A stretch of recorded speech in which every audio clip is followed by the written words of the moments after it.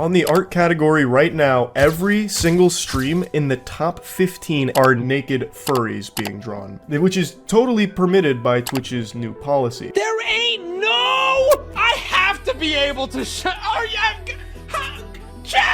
Nothing but love to you, my man. Nothing but Kyoju Fourth. So I guess if you wanted to tell everyone a little bit about yourself. Well, I'm Kyoju. I am a furry bar artist on Twitch.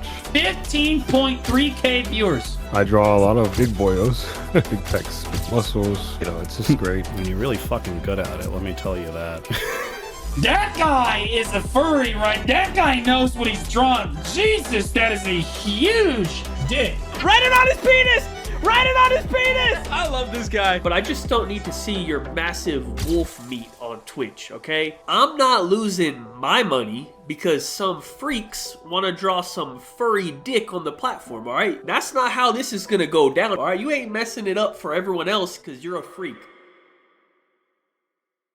Alright, today I want to talk about the Twitch artistic nudity meta of December 2023, or at least what I like to call the time that Twitch allowed you to stream furry porn. Not even joking, it happened. Look, if you weren't there to see this happening when it did from December 13th to December 15th of 2023, you really missed out. I'm telling you right now, it was the funniest thing to see unfold on that platform. You could literally go to the art category on Twitch, and the first like 5 results of 10 had all sorts of furry artists streaming the biggest furry cock that they could draw. This has been a frustrating point for many in the community, especially knowing how vague some of the rules are, and especially how the enforcement of some of the rules has seemed unfair. Like some streamer who has an oopsie ends up getting like a 7-week ban, meanwhile some streamer who is very clearly, and you can see it in their intentions, trying to sexually appeal to viewers through minimizing the amount of clothing or whatever they focus on in their streams, just get by completely alright, no ban, no suspension, no anything. I think the earliest occurrence I could think of with regards to this was the hot tub meta, where people were getting into pools or hot tubs with as minimal clothing as possible and acting provocatively, when that may or may not be allowed. In most cases on Twitch, it is specifically stated that it is not allowed, but they've tried some different ways to skirt around this. And in the one most recent one before the artistic nudity meta, it was the topless meta, where many streamers were showing up to the bust of their body and appearing as if they were fully naked, some even oiling themselves up in the process, which is a market at the end of the day, don't get me wrong, but I don't think it really has a place on Twitch, knowing that it's predominantly an all ages gaming platform. On top of that, some of these streams were getting recommended to the home page, like the front page of Twitch, because simply of the popularity behind them. So this has been a point of contention on Twitch for however many years or so, and it's always evolved based on what new thing these cam girls or streamers are trying to pull off to get people aroused for whatever they're doing. That is within guidelines on Twitch so that they don't get banned. And so Twitch decided to do a big thing and make a change to their guidelines. We've gotten feedback that our policies around sexual content are unclear, so we've drawn clearer boundaries between what is and isn't permitted on Twitch. We also recognize that not everyone wants to see certain content, so we're updating our criteria for homepage recommendations. Now, if you scroll down to that article that Twitch put out on their changes and went to the FAQ section, some types of content that were prohibited will now be allowed on Twitch, if appropriately labeled. These changes include previously prohibited but now allowed with label, content that deliberately highlighted breasts, buttocks, or pelvic region even when fully clothed. But the next part specifically, fictionalized, drawn, animated, or sculpted, fully exposed female presenting breasts and or genitals or buttocks regardless of gender. There is a thriving artist community on Twitch, and this policy was overly punitive and did not reflect the impact of the content. So what does that mean specifically? If you draw it and it's a fictional drawing, it's okay to draw it now? Well, if you scroll down a little bit to the question, with the updates to the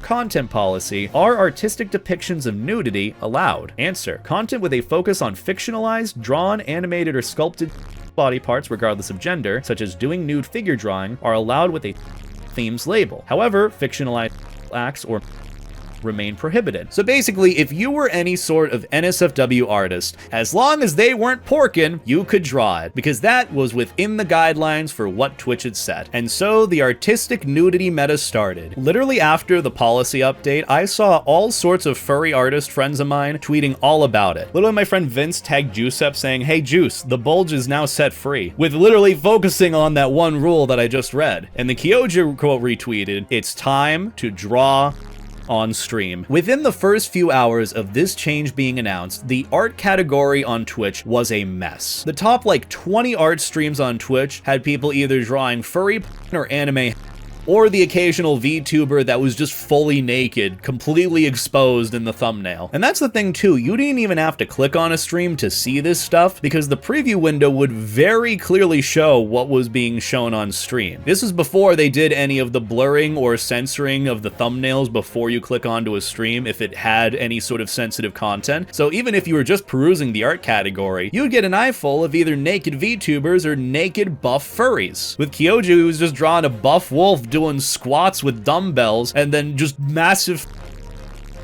And it was especially funny to see other streamers react to it. Literally, that pay money wubby clip, most priceless thing ever. But I think the point is, my brother, there ain't no mob. Okay, I have to be able to chat. Are you gonna tell me, oh, he's rock hard because he's lifting? It was so perfect, and that, believe it or not, was how it was actually introduced to Kyoju. I didn't know he was a person that existed till that clip of Pay Money Wubby reacting to his stream. So I guess if you wanted to tell everyone a little bit about yourself, like, who is Kyoju? What does he do? Well, I'm Kyoju. I am a furry bar artist on Twitch. I draw a lot of big boyos, big pecs, big muscles. I do a bit of animations. I do a bunch of pinups. I'm learning how to paint, do rendering.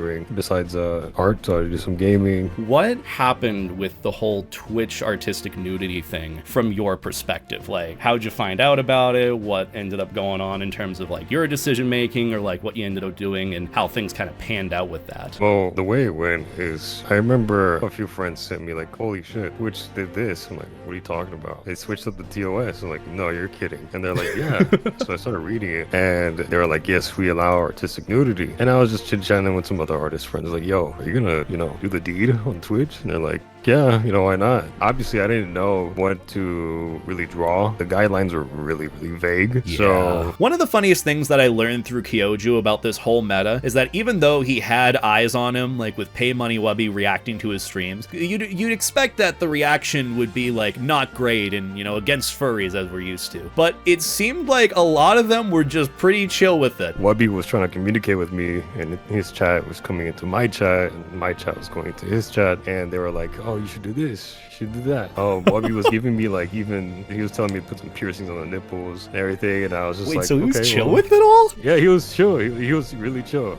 And That's some of his awesome. clips, I expected such a negative reaction, but at the end of the day, it was just something that kind of came and went. The focus wasn't so much on the furry art, it was more on Twitch allowing that to be there. And all this attention to these NSFW artist streamers ended up resulting in some pretty immediate bans. after I was done streaming the next day, I got a ban for 3 days, I think. Jeez. And then I was like, yo, I was like, wow. I was like, they actually, are banning a ton of artists, because it wasn't just me. It was a ton of other friends as well. I remember I got let off early, so I didn't get suspended for a full day. I think it was about 20 hours, 22 hours is when the ban was lifted. And I know some of my other artist friends were suspended for at least a week. So what ended up resulting from this? Well, it wasn't long before those bans were lifted and the changes were completely rolled back, because on December 15th, Twitch ended up announcing that their content policy, at least with artistic nudity, was being rolled back and it was no longer allowed. We're making some additional updates to our content policy. We realized that our earlier update caused confusion and appreciate all the feedback we've received. Thanks for always coming together with us to help build the best version of Twitch. So effective today, we are rolling back the artistic nudity changes. Moving forward, depictions of real or fictional nudity won't be allowed on Twitch, regardless of the medium. This restriction does not apply to mature rated games. You can find emote-specific standards for nudity and content in the emote guidelines. We aren't making other changes to the updated content policy. We're in the process of pushing out updates to our community guidelines that reflect this change. It will take a few days for both this blog and for the new community guidelines to be translated. While I wish we would have predicted this outcome, part of our jobs is to make adjustments that serve the community. I apologize for the confusion that this update has caused. I love how it was said that they wish they could have predicted this outcome. How the could you not? When literally before the change that you made, the biggest point of contention on Twitch was the topless meta. You've known for years that this whole whole thing has been a problem. Now, on top of rolling back the policy changes, Twitch also went ahead and unbanned some of the streamers that were banned as a result of the artistic nudity meta in the streams that they did during the time, which was under guidelines. Kyoju and Juiceps were unbanned. It was really funny because throughout all this, Picardo ended up putting out a tweet too, saying, "To all artists," which not the right to, but go on. "For over 10 years, Picardo has welcomed creative minds from all over the world. We will continue to support both NSFW and SFW artwork and provide a safe space to grow and stream among like-minded people, as artistic freedom is important to us and is a major value to the art community." So yeah, it was nice to see that Picardo had something to say about it, but also, you know, Picardo's algorithm, or at least push, the traffic really isn't as high as it is on Twitch, you know? I mean, after what happened before, after, you know, the just artistic nudity thing, I moved to Picardo for a little bit, but Picardo really doesn't market really well enough as Twitch does. Yeah. And, you know, it's like, it's a bummer. So I was just, at one day, I was just like, nah, this isn't for me. I'd rather much do my own thing on Twitch. Keep it as like the bare minimum as possible, you know? And recently, you know, having that sexual content label and just, you know, just looking at other streamers, if you're browsing, you can see their stream is blurred nowadays if really? they have that sexual content label on. That's something that I like that they added. Yeah. So like basically you can't really see that, especially if you're browsing. So nowadays I basically do the same thing, but I'm not really showcasing the special bits. I'm just, you know, obviously just drawing the anatomy and whatnot. I definitely am pushing my limit as to what I can do for the moment, because Twitch obviously, again, markets really well, and it's my only platform that I can say I have a safety net on right now. It's just, you know, it kind of does spook me a little bit if I do get another suspension, but at the same time, you know, I have to push, you know, what I do, because doing art is my job and streaming is essentially my job. So if I move to a different platform, it wouldn't suffice me as much as Twitch does, and the amount of support that I still get to this day is immense, and I very much appreciate it. I mean, as well as, like, you know, I try to go around the TOS a little bit and do what I can so that my community can also see what I can show behind a blurred screen sometimes when, you know, it's nice. But nowadays it's just like, whatever, I'm doing my stuff, I'm gonna do it the way I want to. If I get suspended, it is what it is. And then, yeah, you know, probably won't do it again, but you know, there you go. learned.